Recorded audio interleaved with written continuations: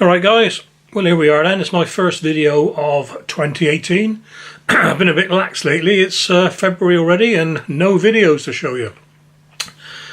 And it seems like every man and his dog and every YouTuber has been doing a video on chitting potatoes.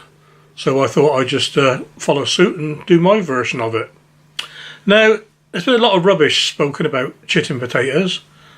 You don't need to do it. You can do it if you want to. You don't see farmers doing it. Can you imagine a farmer chitting every one of his 500,000 potatoes? Nah, doesn't do it. The reason we do it is it gives you a chance to have a feel and have a look at every single potato you want to grow. You can feel it, you can see if it's rotten, if it's spongy, throw it away. If it's a nice strong one, then we chit them. And we'll have a video on chitting in a minute. Some say you chit first earlies and second earlies. Some say you don't chit main crops or early main crops. The truth of the matter is, it doesn't matter a jot whether you chit or not. The potato's going to grow. How many people have thrown away old potato compost only to find baby potatoes growing on their allotment or in their back garden? Yes, they'll grow. They'll grow whether you chit them. They'll grow if they're upside down. They'll grow if they're on their side. Doesn't matter a bit. But what it does matter is you can prove by chitting that every single potato you're going to put in the ground is viable. That means it's going to grow, it's got shoots coming out of it. And for people who want to show the potatoes, they can select which shoots they want to grow.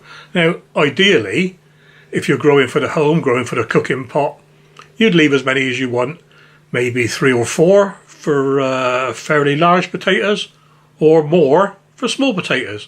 Now, for showing, what people tend to do is only leave 2, and they'll take the centre rose shoot off. The idea of this is the 2 from the side are usually better. And when you take them off, you don't just rub them off, which I'll show you in a minute again. You actually dig them out, so they can't possibly regrow. So without further ado, we'll go into the kitchen, and I'm going to do a bit of chitting in there.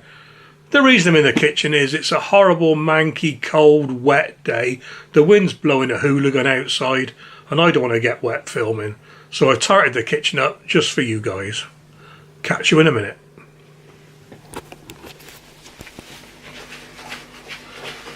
Okay then guys, here we are in the kitchen, nicely tied up, especially for you. And here we have just an old egg carton. And what I've done, I've labelled the name of the potatoes we're going to put in. So these are International Kidney and these are Anya. Now I've only got a few each of these because I'm going to grow them in pots. International Kidney is an interesting potato. It's called, its proper name is Jersey Royal, but we can't call it Jersey Royal because Jersey Royal is a protected characteristic, whatever you call it, and they can only be grown in Jersey. So outside Jersey they're called International Kidney, and here they are. Nice bag. Okay, you want to see them come in paper bags, you don't want them in plastic bags, so they'll be sweaty and all rotten, horrible. And all we're going to do is get your potato, and what we're doing, we're looking for want of a better word, the umbilical, where the umbilical cord has been cut off. I'll put a little picture up in a minute on the when we do the video of how a potato grows, or what it looks like when it's growing. And here you'll see is where the shoot, the stem that it was growing off, go that way so you can see, that's where it's come off. So that goes down and all the little eyes point upwards.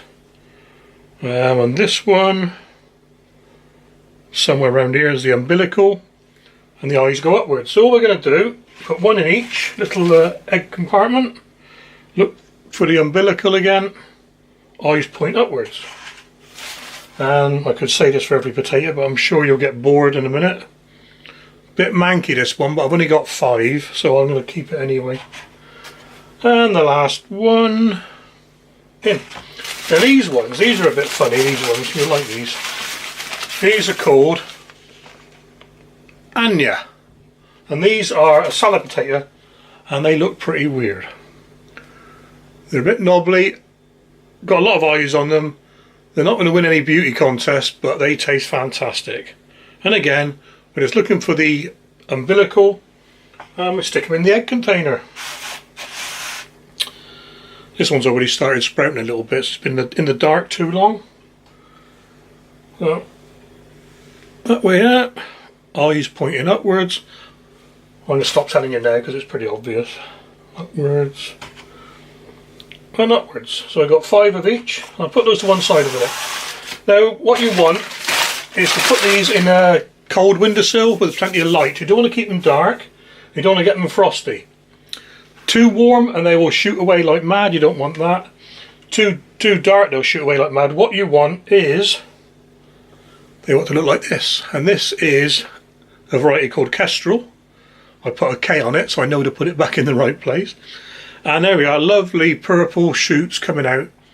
And like I said earlier, what I will probably do is cut the centre one out and dig it right out so only these 2 grow, because I want some decent sized potatoes for a show. That one's a Kestrel, just to show you can get different colours. This one's a Vivaldi, and these shoots on this one are green. So again, that rose cluster will probably be cut out and the little side ones will grow. And just to show that it doesn't matter which way up you put the potato in your tray, I put this one upside down. There's the umbilical cut-off point. This was upside down, so you can see there, nice healthy shoot growing, but the bit that was underneath in the tray, devoid of light, has started growing a bit spindly. So now I just turn this one back the right way, and I'll put it back and leave it another couple of weeks.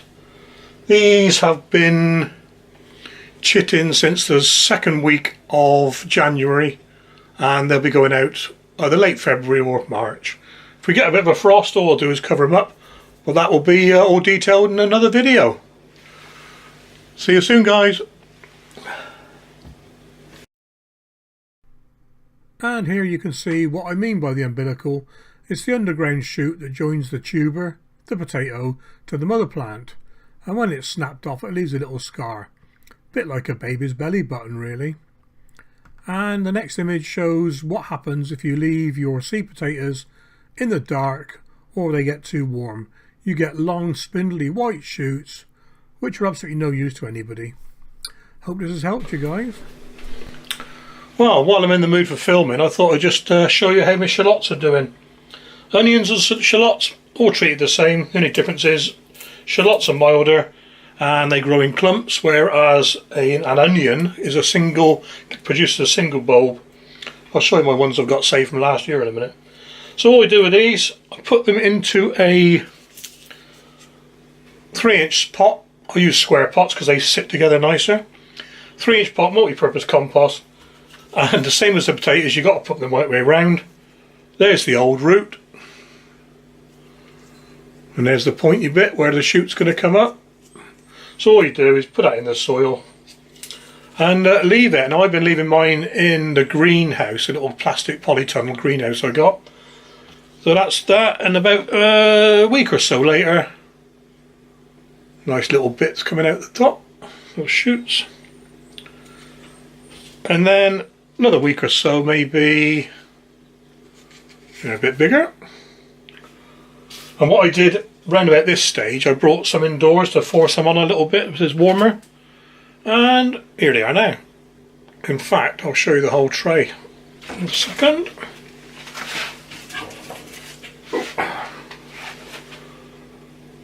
Here we are, whole tray of shallots. See what I mean about the square pots fitting together better? I would never have got all the round pots in like that. Okay.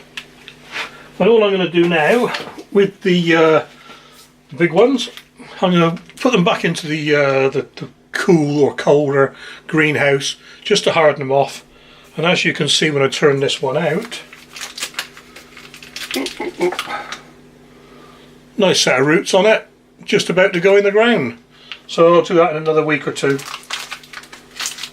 And we'll carry on the video up the allotment when I can get out there. Take care, guys. And there we are, guys. Like I said, I'll give you a quick shot of the remaining onions, garlic, shallots, and I've got some chilies as well to show you. These are Red Baron from a heat-treated set.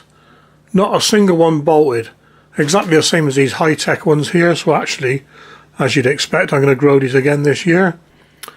Here's the garlic, a few different types there, and some chilies, Long Joe Cayennes, brilliant, great chili. And here's the shallots, just to show you what I mean about shallots growing in clumps. They grow like that, and onions grow like that. Take care, guys.